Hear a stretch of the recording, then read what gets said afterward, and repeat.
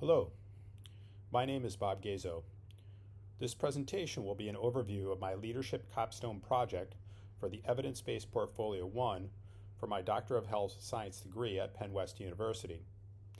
It's titled Shoulder Evaluation for Enhanced Golf Performance.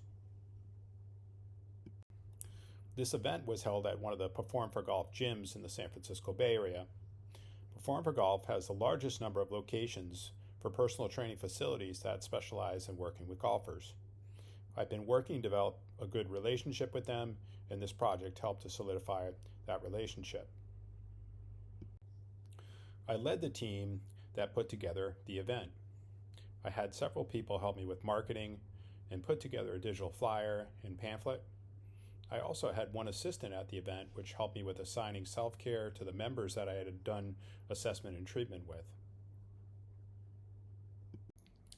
One thing that I was not expecting was to get assistance with the event from the Perform for Golf marketing team. They have a marketer that helped with the digital flyer and the pamphlet. I put together the text for the marketer. She gave us a rough draft and then sent that over to us via Canva, and then we produced the final product. I used my Clifton strengths to lead during the event. My number one Clifton strength is commander. I had to take command of the team, make sure that things got done in time. Self-assurance was helpful when working with members. This can be especially true when you're working with injuries and not working at the site of the symptoms. I think I did well when it came to emotional intelligence. I was getting help from the marketing person and the owner of Perform for Golf, and had the emotional intelligence to know that I needed to be quick to respond. If I did so, I realized that they would be happy to assist me, and they'd be confident that the best possible job would be done. About the 7 lenses, people lens was used in the management of my team as I needed to work with them in a respectful and thoughtful way. The character lens was used in that we dealt with members of Perform for Life in an honest way, telling them exactly what we thought they might need. Concerning team dynamics, relationships, and trust, I used specific concrete actions that built trust with the volunteers of our team. We were able to build trust because I was quick to respond. Wanted them to see that I was serious about doing an excellent job with the event. There was really no conflict that occurred during the event. One issue that I did have was with the owner of the school that I teach at.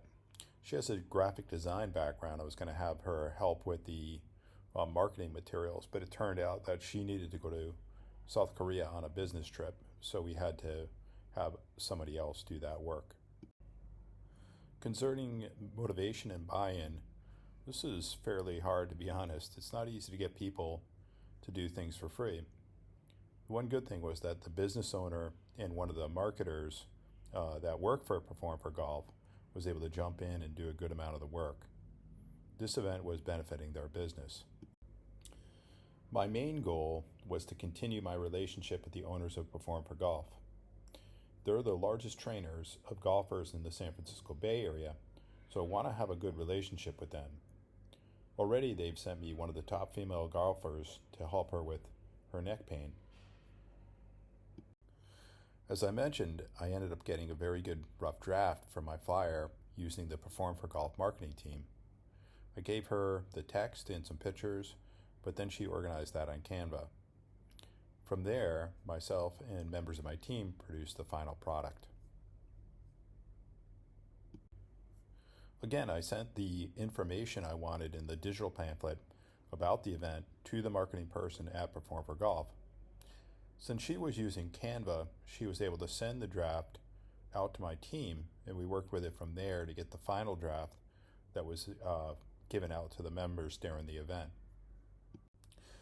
One thing that I realized as I look back at the event is that people that come to me currently are repeat clients, or they're people that have been referred to me. So I don't have to sell them on the whole body assessment and treatment. They already know about it. So I need to do that with the people at the gym. So as an improvement, what I would do is I would talk with the person first, tell them about why we're doing whole body assessment and treatment with golfers, you can talk about the TPI, Titleist Performance Institute. That will get them started in the right direction. So the event went fairly smooth. I started with each person. I did a top tier assessment, meaning 7 different tests that are used by TPI, and then did a local exam after that.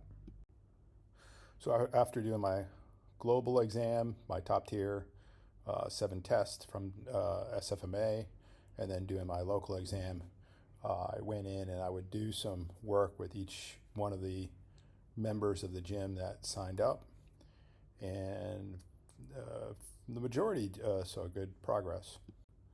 I just want to discuss one person that I work with, and it was interesting that he had a old scar down on his wrist, and working on that scar, his issue was he was having problems with getting into external rotation, but working on the scar down on his wrist really opened up that external rotation. So in conclusion, did the Artifact achieve its purpose?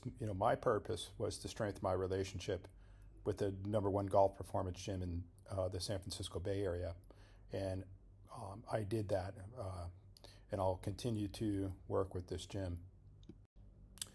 So my key takeaway, my single most important insight for future leadership practice was that these types of events can be really helpful in developing my network with individuals and businesses that are in the golf community.